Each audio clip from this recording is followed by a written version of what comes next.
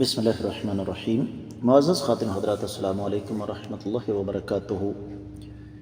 کسی بھی انسان کا ناجائز خون بہانا بہت بڑا گناہ ہے، اور اس گناہ سے بچنا انسان کے لیے کئی ایک فوائد کا منبع ہے۔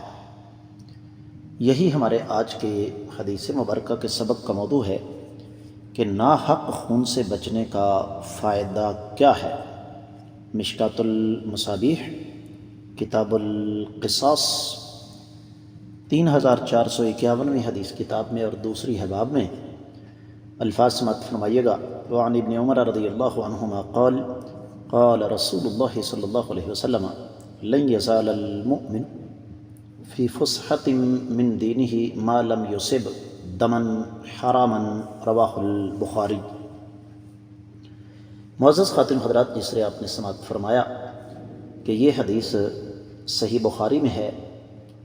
صحیح بخاری کا حوالہ کتاب الدیات اور اس کا پہلا باب سورۃ النساء کی آیت مبارکہ ومن یقتل مؤمنا متعمدا فجزاؤہ جہنم 6862ویں حدیث۔ صحیح بخاری میں حدیث آ گئی، اس کی سند پر کوئی تبصرہ کرنے کی ضرورت نہیں۔ ترجمے کی طرف بڑھتے ہیں۔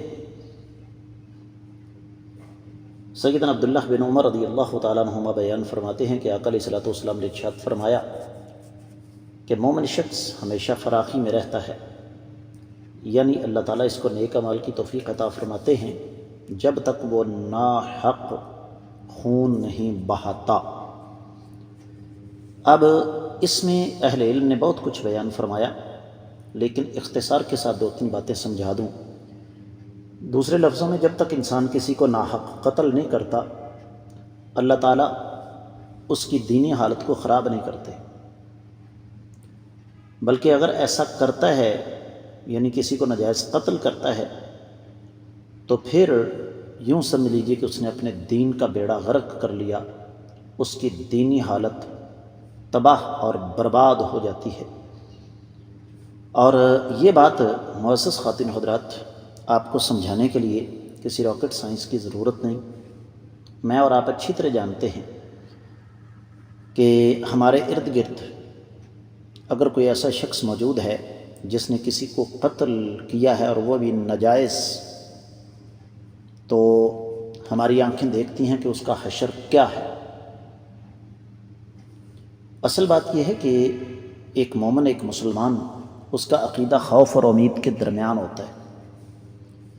غلطی ہو جائے تو نا امید نہیں ہوتا، گناہ ہو جائے تو فخر نہیں کرتا، لیکن جب انسان کسی کو ناجائز قتل کر دے تو معاملہ تنگی میں آ جاتا ہے۔ وہ ایسا شخص اپنے لیے مغفرت کا دروازہ بند کر دیتا ہے، دین اس پر تنگ ہو جاتا ہے، اور اتنا تنگ ہو جاتا ہے کہ اس شخص کو پھر نیکی کی توفیق نہیں ہوتی۔